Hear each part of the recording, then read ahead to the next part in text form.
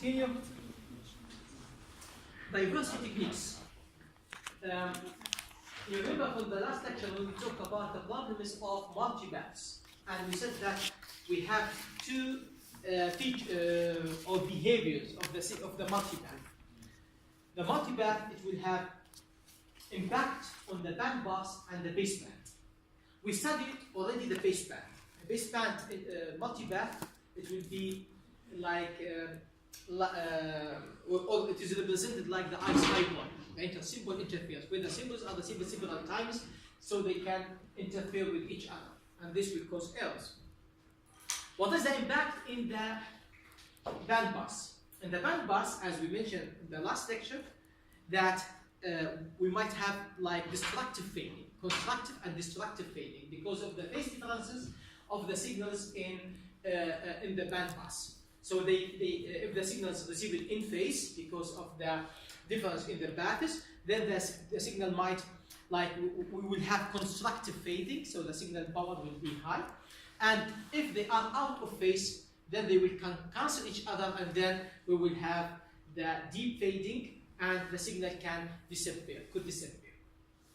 So even it didn't disappear completely, but the power of the signal can be very low, and it can be as low as -30 dB compared with the average signal power, which means that it will be difficult to decode the signal correctly. Okay, now we study how to mitigate the fading or the this behavior of signal of the destructive fading. Okay, let us do it, or to give some examples how to do that. Generally, we can reduce or mitigate the problem of fading by using diversity. Okay? We have several kinds of diversities, but let us talk about space diversity. In the space diversity, that if we use two antennas, okay, and the distance between those two antennas is large enough that every antenna sees independent channel. Okay, every antenna sees independent channel. What it means? It means that if the multipaths comes to at this antenna input or the second antenna input, they are independent. So when there is fading here, destructive fading here, it might not be destructive fading there. Okay. If the probability of fading that you have destructive fading is 0.1. Okay. So if we use single antenna, okay, so every time that we have 0.1 of deep fading or destructive fading, and then we will have the received signal in outage 10%. It will be 10% because the probability of destructive fading is 0.1. So 10% of time we will not be able to decode the signal, which is actually large. 10% of the time that you cannot decode the signal. And you know that when the probability of error is like 10 of -2, we consider it as large error. So what happens if 10% of the codes or of the packets cannot be decoded? It is large error. So it is loss of efficiency, of spectral efficiency. What if the probability of fading 20%? The problem will be worse even. Okay. Now, if we use two antennas and we keep the distance between the antennas to be large enough, okay, what is the probability that the first antenna is in destructive fading and the second is also in destructive fading? Okay, it will be smaller. Why? Because they are independent. We assume that they are independent, and if we call this event A is that the signal is in destructive fading at first antenna, okay, and B that the signal is in destructive fading at the second antenna. So now the probability of A and B equal to probability of A times probability of B, because we said that A and B are independent. So since they are independent, so probability of A and B equal to probability of A times probability of B. So if probability of A is 0.1 and probability of B is 0.1, so it will be 0.1 times 0.1, and this will be 0.01. So by using two antennas, we can improve the system a lot. Because in the first case, it was 10% that to be in destructive fading with using 2 antennas, this probability becomes only 1%. If we use 3 antennas, it will be 1 per 1,000. And as we increase the number of antennas, we can reduce this probability.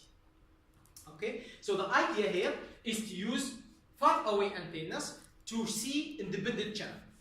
Of course, if you use very close antennas, okay, then when one antenna is in deep fading, the probability the second to be in deep fading also is very high because they are very close to each other. Okay, so they should be separated enough. Then I expect the question from you: separation under what criteria? How can we say that it is close or far away? So our reference is the wavelength of the signal, lambda. Lambda is equal to what? C divided by F. This is our reference. So when the signal, the antennas are separated by more than lambda, we consider them far away. Yes, please. If the two antennas are close enough, yes, but channel spacing between them is very high. What? The channel spacing in both of them is different. Okay. One A channel, or maybe this is Z channel. Okay. High channel spacing. So the signal will be the same. There will be no like fading in both of them. Okay, if I understood you correctly, so you have 2 close antennas, okay, and because they are close enough, so the channel will be the same. No, the channels are separated. Like channel spacing is very high. Okay, but in this case, how could you consider the channels are far away or the channel are quite different or close difference? It depends on the wavelength of your carrier, of your frequency. For example, if you use frequency equal to 3 gigahertz, okay, so in that case, lambda equal to what? 3 times 10 to the power 8 times 3 times 10 to the power 9, and this will be 0.1 meter. So it is 10 centimeters now. The difference, lambda is 10 centimeters. If you use the distance between them, like 20 centimeters or 15 centimeters, can be considered as far away antennas. But if you take lambda, for example, if you use the distance d, for example, equal to 0.5 centimeters, for example. Now, you cannot say that they see different channel. They see almost the same channel. Okay, so our criteria to say that they are different channel or the same channel is the wavelength. Okay, so this is your criteria to judge is it far away or not. This is actually the problem that why it is difficult to use receive diversity. Mm-hmm. Receive diversity in the antenna, in the receiver, it is difficult to use large distance between the antennas.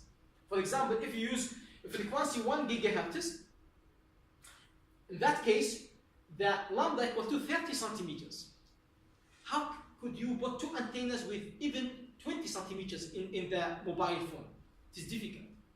Because of that, we use what is known as transmit diversity. Those who attended the broadband communication with me last year, they know what we mean by transmit diversity. We took some principles there.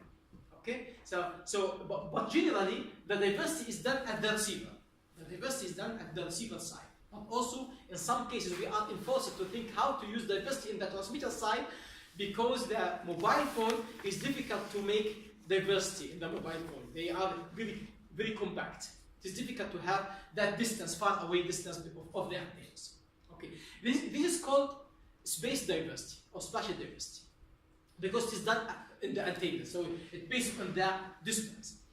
But the idea is the same. The idea is how could we have multiple forms of the transmitted signal, that if some packet lost, then we have the other packet arrived.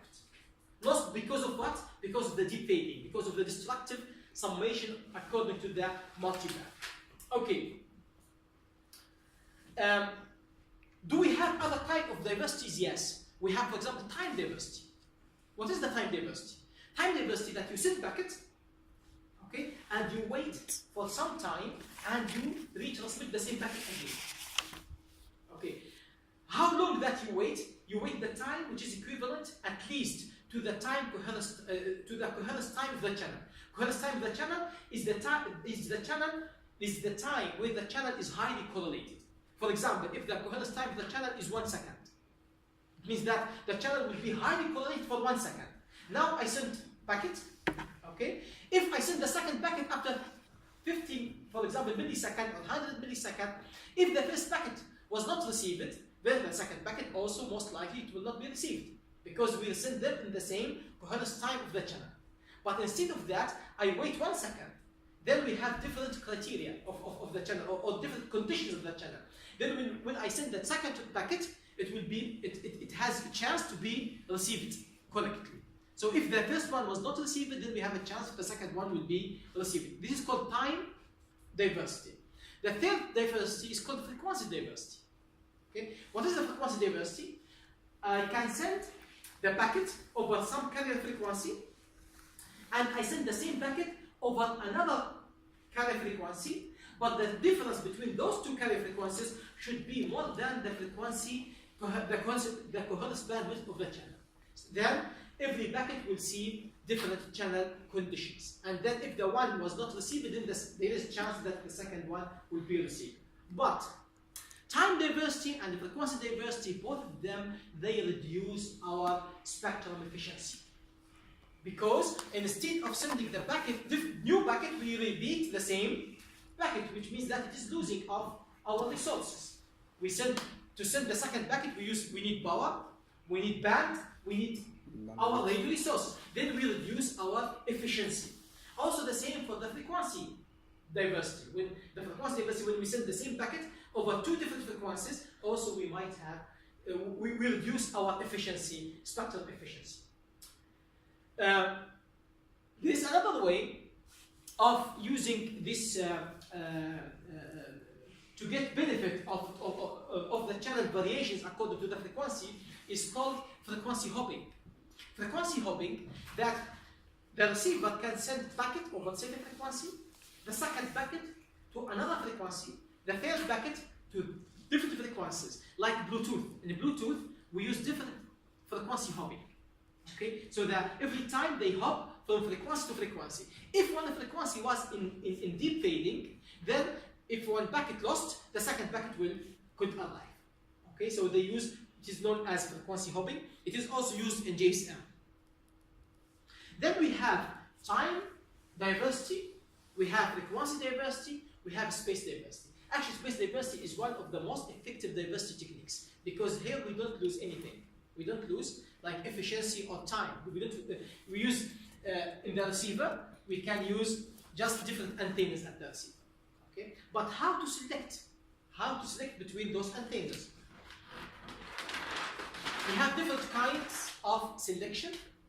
For example, if we have 3 antennas in this way,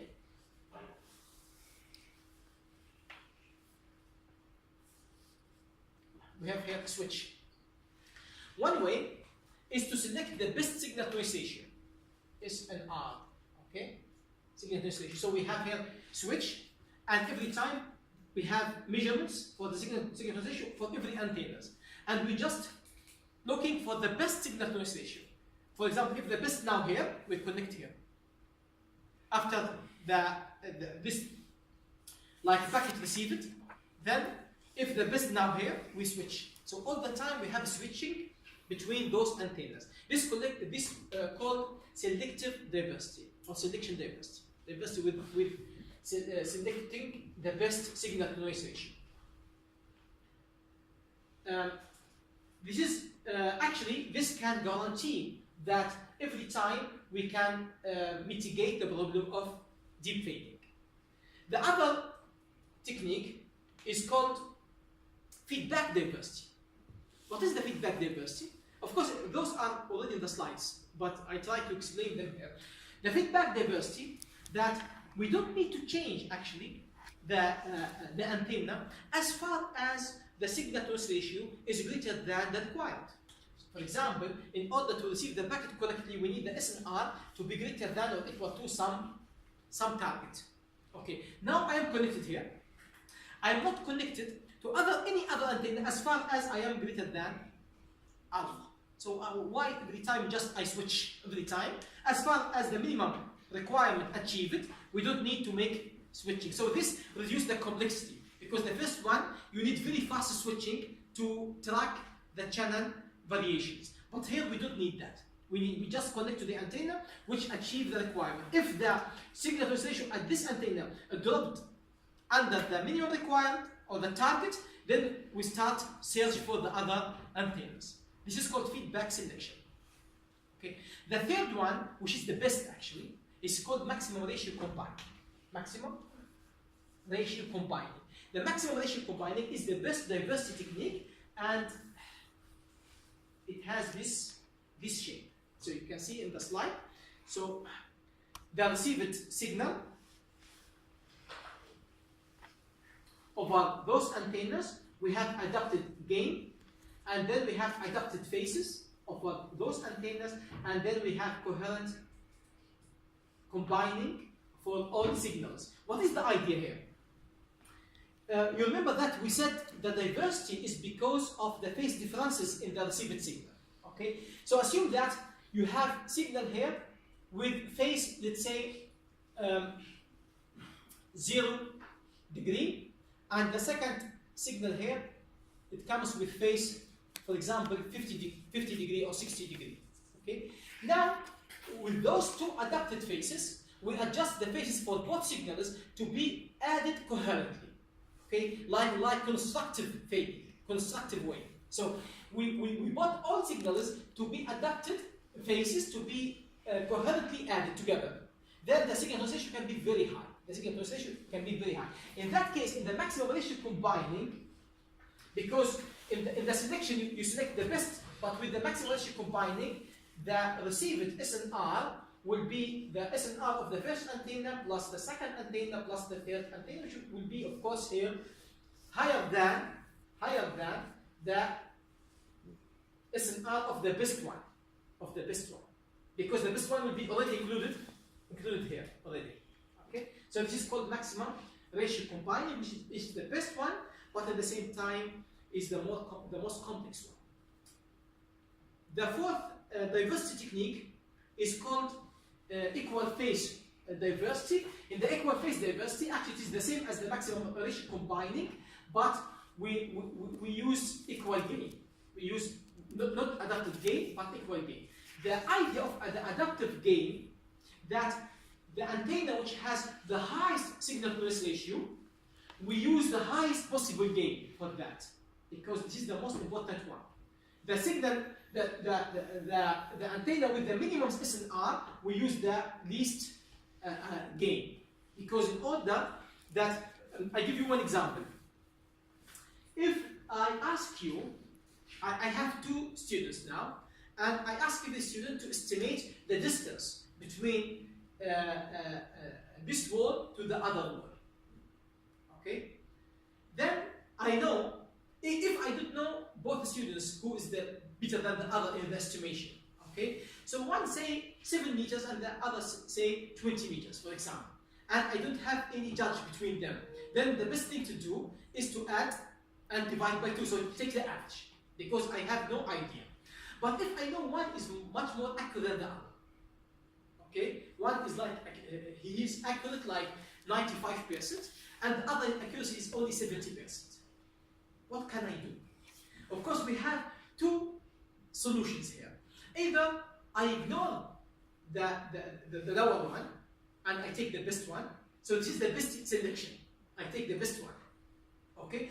But also in the other guy who have like this accurate, but also he has some information, because he has his own judgment about the distance. So instead of ignoring him completely, I can take him, also take his like estimation, but I give it little weight. I give larger weight for the higher accurate, I give the lower weight for the second one. In that case, it is approved. This will be better than taking only the best one. And it will be better than averaging, because in the averaging, you equalize that one who is good and with that one whose estimation is bad. It is exactly the same here. So the same way, in the maximum ratio combining, the antenna which has higher accuracy, which is that higher SNR, I give it higher weight. and the antenna which lower SNR, I give it lower weight instead of ignoring it completely. Okay, so it is called maximum ratio combining and will be the best estimation. Okay, now let us do little math about the diversity and how it works. Okay, let us work over this one. So assume here that we have alpha 1 is the signal to noise ratio for the first antenna, the signal to noise ratio for the second antenna, the signal to noise ratio for the third antenna. And alpha is equal to EB over N0. Okay? Is EB over N0. Now, let's assume that because the channel has multipath, okay, then alpha 1 and alpha 2 and alpha 3 will be also random process. Will be random process. The signal to noise ratio will be also varied randomly. Okay. It can be proved that if the channel is a wide channel, then this alpha will follow like exponential distribution. It can be proved that this alpha can follow this exponential distribution as you can see them on the slide. So f the probability density function for every signal to noise ratio for alpha is equal to, as you can see, 1 divided by the average of alpha times E minus alpha over gamma. This gamma is the average value of alpha, because alpha now is random variable, and it is exponential distribution. It means that it is something like that. This is alpha, okay? The average of alpha means that the expected value of alpha 1 is the same as the expected value of alpha 2 is the same as the expected value of alpha 3, and this equal to gamma. This is according to the equation that we can see. Gamma hat, actually not dash, gamma dash. Okay. So this will be the signal to noise ratio. We assume that the received signal is in outage if this gamma is less than certain value. Usually, in digital communication, we need EB over N0 to be greater than or equal to some target. We can call it, for example, gamma T. We need always this to be greater than or equal to some target. If you remember, when we talk about the probability of error in case of noisy, additive white noise channel, in case of binary, we said that is Q of EB over N0. Yeah? So this EB over N0, for example, if your decoder will be able to decode the signal if EB over if the probability of error is less than or equal to 10 to the power minus 2, then you can compute EB over N0 target to achieve this one. Okay? How to do that? By using the Q inverse. Q inverse. Because the Q of something equal to 10 to the power minus 2. You look to the table, 10 to the power minus 2, then you see what you need here. Okay? Then you take the square, divide by 2, you will have EB over N0 target. So EB over N0 should be greater than or equal to some target in order to achieve certain probability of error. Okay? Then the system is in outage if EB over N0 less than target. Because we need the system to be able to decode the signal that EB over N0 to be greater than some target. If the EB over N0 less than this target, then we will not be able to decode the signal. Then we call this case outage. Okay, outage means that it is an out. The system cannot be decoded. Okay. If we know this is alpha, alpha is a random process, a random variable, which has exponential distribution, then we can compute what is the probability of outage. The probability of outage is equal to, because we have the distribution of this gamma of alpha equal to 1 divided by gamma E minus alpha divided by gamma. Gamma is the average. So now the probability of outage equal to integration. If it is less than means that from 0 up to gamma target, Okay, 1 divided by gamma E minus alpha divided by gamma hat D gamma. Hold on. Okay. Then the probability of outage, you can compute this easily. So it will be 1 divided by gamma hat. Okay. And this integration will be 1 divided by this value, and you have negative sign. Okay. So it will be like hat by gamma small. Okay. And we have the minus sign here. But of course, we divide by also this gamma only. So by minus gamma. And then we have E minus alpha divided by gamma. Okay? And the integration limit from 0 up to gamma target. The average cancel each other. And we have the minus sign here. And we substitute for this one. So we have here gamma target divided by gamma hat minus 1. And we have minus sign. It will be like 1 minus E of the power minus gamma target divided by gamma. This is the probability of outage for if you use single antenna. This is the probability of outage if you use single antenna. 1 minus E of the power minus gamma target, the target that we need. In the slides we put it as A. I think in the slides the target we put it as you can see, it is A. The target we put as A, but this is what we mean that it is the gamma target. This is the probability that when gamma is less than or equal to A. So the system will be in outage with this probability. It depends on that target. Okay. The point now, what if we have several antennas? If we have an antenna, 1, 2, up to N, okay? And assume that we have selector or selection diversity. So the diversity selects the best gamma, okay? What is the outage now? The outage now, if the best gamma is less than the target.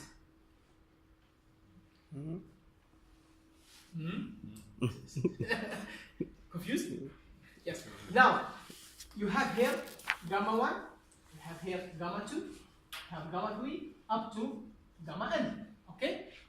We said that the probability of outage if your gamma is less than certain gamma target. Okay? But now I have n different gamma, they are independent, and we have selection diversity, so we can select the best. Okay.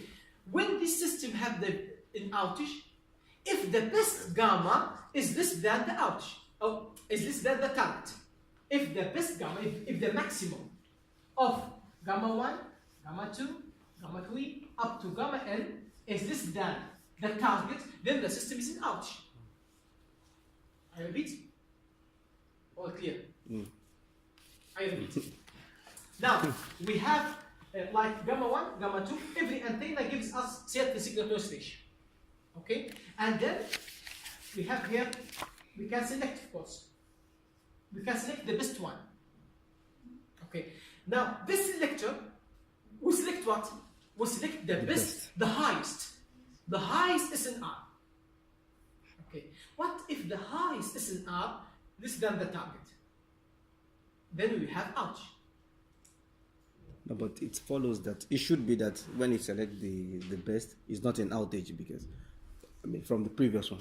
Yeah, this is, for example, if let us assume this target that we need is equal to 3. Okay, and now if the maximum out of those it was equal to 1, then it will be an outage. It will be an outage. It might happen. The maximum is less than. Okay. Yeah. So in the maximum ratio combining is different. Maximum ratio combining, we add them. So it will be an outage if the summation of all of them is that outage, which is this is probable to happen. But now we have selection diversity. We select only the maximum. But it is possible that the maximum is less than the outage. It is possible. Nothing avoid this. Okay? Yeah. So, but what is the probability of that? What is the probability that, because we know that in single antenna,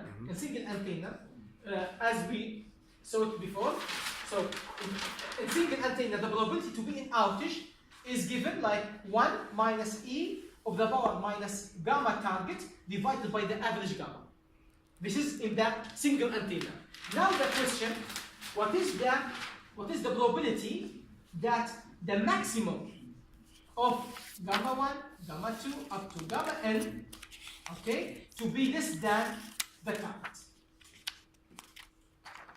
What is this probability? Okay, even it seems in the beginning difficult, but it's very easy. It's very easy to find, because when we say that the maximum is less than gamma target, it means that all of them less than gamma target.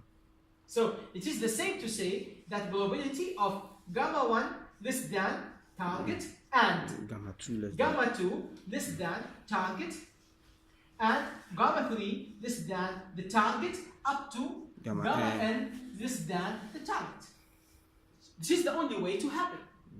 Everyone should be less than the target. Okay? Okay, now we assume that the antennas are separated large enough so they are independent. So we can multiply. It becomes like probability of gamma 1 less than target times probability gamma 2 less than target times probability gamma 3 less than the target and so on. Okay, and they are equal. Everyone, there is no specific thing for each antenna. So the probability of everyone, as before, it will be 1 minus E of the power minus gamma target divided by the average gamma. And it will be the same, multiply each other. So simply I take that and yes. Yeah, that's true. All of them. So this is the probability that all of them will be less than the gamma target. Okay, and this is important result actually, because if this probability is 0.1 and you use 5 antennas, then the probability that all of them will be less than the gamma target will be 0.1 times 0.1 times 0.1, 5 times, it will be 0.1 the power n, and this probability will be 0.000001, which means very low probability. Just thinking. Yes. That why do we now have to use the spatial diversity in this case if we know that it is possible that one of the antenna is less than the threshold? Yes. Why don't we use transmit diversity or maybe the receive diversity, for instance, if we know that it is possible that we have one that is less than the threshold? Yeah, it's a good question. For example, he said that why we need to use this spatial diversity in the receiver if it is still possible to have to have like outage. Yes, the reason actually the answer is in this equation, because if you use single antenna, assume that this probability is 0.2. Okay, what it means that if you use single antenna, 20% of the time will be in outage. 20% of the time you will be in outage. For example, if you use the system for 10 minutes, 2 minutes will be in outage out of 10, which is large. Okay, but now if you use, for example, 5 antennas with this equation, it says that it becomes 0.2 of the power 5. If you compute this one now, it becomes very small. It becomes very small, and this is the reason that why we use diversity. Using diversity, it can improve the system performance. Okay, and the good thing that it is almost can be done without big cost. We don't, for example, for the spatial diversity here, we don't, in the receiver, we don't lose spectrum, and we don't reuse time, for example. Okay, that's all about the diversity techniques, and this example here. So I hope that you read the example, and we have already taken this, yes, and also we talk about the diversity techniques. Different diversity techniques. There is on the polarization diversity. It is called like for example, vertical or horizontal polarization. You can use the antenna orientation actually to send two different or the same information to get some diversity by using that polarization diversity. Okay, for the REC receiver and using the REC receiver to get time and frequency diversities. But this we will talk about the receiver when we talk about CDMA. And also we will talk about OFDM, when how to get frequency diversity over the OFDM. But both topics will be covered in the radio resource management for the next term. So both this receiver, CDMA, OFDMA will be covered different courses. But they also offer some diversity in the system. Any question? Okay, thanks.